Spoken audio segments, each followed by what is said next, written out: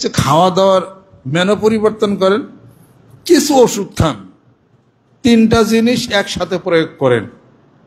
তিনটা জিনিস একসাথে প্রয়োগ করেন। কেউ ওষুধ খায় নিয়ম জানে না, কেউ নিয়ম জানে ওষুধ খায়, পৌরাণিক আমল করে না। তাহলে চিকিৎসা পদ্ধতি কয় পদ্ধতি? তিন পদ্ধতি। চিকিৎসার পদ্ধতি হলো তিনটা। চিকিৎসার পদ্ধতি হলো তিনটা। আর বাংলাদেশে বড় বড় ডাক্তার কয় পদ্ধতি জানে? এই যে আমার তো বক্তৃতা ইউটিউবের মধ্যে যাচ্ছে, আপনি তো অনেক বড় ডাক্তার হয়েছেন, আপনাদের খাওয়ার নিয়ম বলতেছেন আর ট্যাবলেট দিতেছেন, হয়তোবা পদ্ধতিতে আর একটা রয়ে গেছে। এটা একটা হলো খাবার দাবারের মেনু পরিবর্তন করা, বাদ দেওয়া অথবা সংযোগ করা। আরেকটা হলো ওষুধ প্রয়োগ করা, আর আরেকটা হলো কোরআন হাদিস শরীফের বিধান প্রয়োগ করা। এবং এই সাথে আরেকটা হলো কি হোমিও ওষুধ দেওয়া। অ্যালোপ্যাথিক ডাক্তাররা কি হোমিও ওষুধ জানে? তা তো জানে না।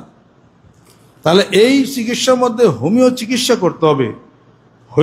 হোমিও ওষুধ, অ্যালোপ্যাথিক ওষুধ, খাওয়ার মেনু পরিবর্তন, কোরআন হাদিস শরীফের পৌরাণিক আমল, এই চারটা জিনিস একই সঙ্গে যদি কেউ প্রয়োগ করতে পারে, ওই লোক খুব তাড়াতাড়ি সুস্থ হবে এবং অসুস্থ সে হবে না। বাকি আল্লাহ ভরসা, বাকি আল্লাহ ভরসা।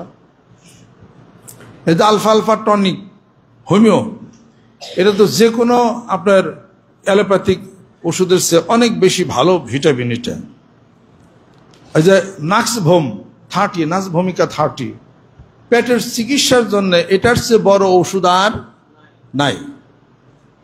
অ্যালোপ্যাথিকে পেটের চিকিৎসা কি করবেন? এনজাইম সিক্রেশনের জন্য আপনি হয়তো বিধান দিবেন পেঁপের কষ খাও, কাঁচা পেঁপে খাও, তার অথবা জাইমেট আছে, এই প্যানক্রিয়াটিক ট্যাবলেট জাইমেট দিবেন, অথবা আরো অন্য কিছু দিতে পারেন। পেটের অসুখের জন্য কি দিবেন? আপনি ভিটামিন বি কমপ্লেক্স দিবেন, অথবা অন্য কোনো এই ইনফেকশন না হয় সেগুলো দিবেন। এগুলোই তো দিবেন, এগুলো দিবেন আবার হবে। আর হোমিও এমন একটা ওষুধ, নাক্সবম, এটা জন্মের মতোই সাইরা যাবে একবারে। সুবহানাল্লাহ। কপালের এখানে একটা টিউমার উঠছে, অ্যালোপ্যাথিক কি করবেন? অ্যালোপ্যাথিক কোনো ওষুধ আছে? অ্যালোপ্যাথিক ওষুধ না, আয়ুর্বেদিক ওষুধ আছে, সাধনার ওষুধ আছে। অ্যালোপ্যাথিক কি আছে? অ্যালোপ্যাথিক একটা আছে ছুরিতে কাটা, অপারেশন করছে, আর কিছু নাই। তো হোমিও খালি এটা তো মিশা এটা কিলার ভালো হয়ে যাবে। এটা তাহলে বোঝা গেল অনেক চিকিৎসা অ্যালোপ্যাথিকে নাই, হোমিওতে আছে। হোমিওতে আছে। তাহলে হোমিও ওষুধ, আয়ুর্বেদিক সাধনা, হোমিও ওষুধ, আয়ুর্বেদিক সাধনা। আপনার অ্যালোপ্যাথিক আপনার দেন, আমাশা হইলে পরে সেকটিন্ডাল ডিএস দেন, অথবা অক্সিটেটটা দিতে পারেন, অন্য কিছু দিতে পারেন, ইনফেকশন না হয় সেগুলো দিতে পারেন। এই আপনার আয়ুর্বেদিক ওষুধে কি হয়? কোটোজারিস্ট আছে, কোটোজারিস্ট আছে। আর বিধানে কি বলে? আপনার চিরা ভিজিয়া একটু নুন, একটু কুশলাগর এবং দেশে মদনা কলা যেটাকে বলা হয়, সবরি কলা না, ওই কলা দিয়ে এইটা পেট ভরে খাবেন। আর কাঁচকলা, পেঁপে, লাউ দিয়া চিকন চালের জাওয়ার আইন্দা খাবেন। আর এই কুটুজারিস্ট খাবেন। রাত্রিতে নাক্সবম, ইনশাল্লাহ তাআলা যতদিনকার আমাশা হোক, যত পেটের অসুখ যা হোক, টনটন হয়ে যাবে। কোনো অ্যালোপ্যাথিক কোনো ওষুধই তার লাগবে না, কোনো ওষুধের দরকার না। তাহলে অ্যালোপ্যাথিক সারা চিকিৎসা হইল কেন কল? এবং সেটা ভালো হইল, সেটা ভালোই হবে সেটা।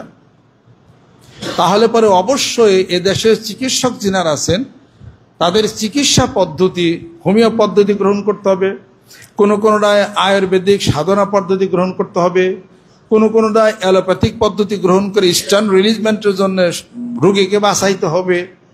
ইমার্জেন্সি আপনার তাকে স্যালাইন দিতে হবে, তখন কি হোমিও দৌড়াইবেন? ইমার্জেন্সি তাকে স্যালাইন পুশ করতে হবে, তাকে রক্ত দিতে হবে, রক্ত দিতে হবে। এটা অ্যালোপ্যাথিকই আপনাকে করতে হবে। কোনো সময় আপনার বিধান প্রয়োগ করতে হবে। একটা রোগীকে পার্মানেন্ট চিকিৎসার জন্য অ্যালোপ্যাথিক দরকার, হোমিও দরকার, আয়ুর্বেদিক দরকার, সাধনার দরকার, এরপরে দীর্ঘমেয়াদী তাকে খাওয়ার ম্যানের পরিবর্তন দরকার। কোনারিক জীবন ব্যবস্থা, হাদিস শরীফের জীবন ব্যবস্থার মাধ্যমে লোকটিকে একদম স্থায়ীভাবে সুস্থ করার একটা পদ্ধতি আপনি নিতে পারেন। আলহামদুলিল্লাহ। চোখের ব্যাপারে স্থায়ীভাবে চোখকে যদি ভালো রাখতে চান, শুধু আপনি অ্যালোপ্যাথিক দিয়ে আপনি পারবেন না। আপনাকে যাইতে হবে এমন সমস্ত কোরআনিক কিছু আমল, হাদিস শরীফের আমল, ওইটার মধ্যে আপনাকে যাইতে হবে। এবং কিছু ওষুধ আপনি অ্যালোপ্যাথিক আপনি গ্রহণও করতে পারেন, সেটা যেগুলো আমরা সাধারণত দিয়ে থাকি, ভালো কাজ হয় মানুষের ইনশাআল্লাহ। এজন্য কোরআন এবং হাদিস শরীফের মধ্যে সেগুলোও আপনাকে প্রয়োগ করতে হবে সেটা। তাহলে কি বোঝা গেল? আপনি সুস্থ থাকতে গেলে কোরআনিক জীবন ব্যবস্থা, হাদিস শরীফের জীবন ব্যবস্থা, চিকিৎসা পদ্ধতি, এটা আল্লাহ পাকে মানুষের ব্রেন আবিষ্কার করছে, ওটাও গ্রহণ করতে পারেন। হোমিও গ্রহণ করতে পারেন, আয়ুর্বেদিক গ্রহণ করতে পারেন, সাধনা গ্রহণ করতে পারেন। কিছু আমল গ্রহণ করতে হবে পৌরাণিক পদ্ধতির মাধ্যমে, খাওয়া দাওয়ার মেনু পদ্ধতির মাধ্যমে। যেটা আপনার মধু খাবেন অথবা দুধ খাওয়ার পদ্ধতি জানতে হবে, মধুকার পদ্ধতি জানতে হবে, কালিজেরা তেল সহকারে আপনার ওই যে মোস্টা যেটাকে বলা হয়, সিয়াসিড যেটাকে বলা হয়, আপনার তিল যেটাকে বলা হয়, আপনার ওই যে আরেকটা আছে না কি বলে ছোট মেথি বলা হয়, এগুলাকে প্রয়োগ করে একসঙ্গে ব্লান্ডার করে কিছু কিছু খাবে। এটা তো দেহের জন্য সাংঘাতিক উপকার। আল্লাহ নবী সাল্লাল্লাহু আলাইহি ওয়াসাল্লাম বলছেন নারীরা যদি জানতো মেথির মধ্যে কি উপকার, তাহলে তারা স্বর্ণ বিক্রি করে মেথি কিনা খাইতো। সুবহানাল্লাহ। তাহলে আপনি ডাক্তার সাহেব MBBS পাস করছেন, আপনি কি এটা জানেন? আল্লাহ রাসূল সাল্লাল্লাহু আলাইহি ওয়াসাল্লাম কি মিথ্যা কথা বলছে? আপনি কি এটা জানেন? এখন থেকে 1400 বছর আগে আল্লাহ নবী সাল্লাল্লাহু আলাইহি ওয়াসাল্লাম বলছেন তোমরা দুধ খাওয়ার পরে তোমরা মুখ ধুবে এবং কুলি করবা। বিজ্ঞান আবিষ্কার করছে দুধের মধ্যে যে মাখন যা কিছু থাকে ভিজা জিনিস, বাতাসে ব্যাকটেরিয়া তার মুখে তার ভিতরে এটা ক্ষতি করবে। তো 1400 বছর আগে আল্লাহ নবী সাল্লাল্লাহু আলাইহি ওয়াসাল্লাম বলছেন এটা। তিনি তো বিজ্ঞানী। আল্লাহ নবী সাল্লাল্লাহু আলাইহি ওয়াসাল্লাম হাদিস যেগুলো বলছে, ডাক্তার সাহেব যারা আছেন এগুলো আপনারা পড়াশোনা করেন। এগুলো পড়াশোনা করে আপনি অ্যালোপ্যাথিক ওষুধ দিয়ে দেন আর রুগীদেরকে এগুলো বলে দেন, তো ভালো হবে। এটা এগুলোও গ্রহণ করেন। এটা আয়ুর্বেদিক, তারপরে আপনার ওই যে সাধনা, এগুলো সবই কি খারাপ? কবির যে ওষুধ কিছু আছে সবই কি খারাপ? এগুলা আমাদের মানিকগঞ্জে এখানে 1.5 গ্রামে এখানে এক লোক আছে, হাত ভাঙিয়ে খন্ড হয়ে গেছে, শুধু খালি নিয়ে যান, কি এক লতা পেঁচিয়ে দেয়, হাত ভালো হয়ে যায়। তো এইরকম থিওরি, এটা অপারেশন লাগে না। কত রুগী সিরিয়াল এখানে, আপনারা যাইন এখানে। তো নিশ্চয় লতা পাতার একটা গুণ আছে, এটাও তো হতে পারে। এটা কাজে সবকিছু মিলে একটা মানুষকে ভালো করতে হবে।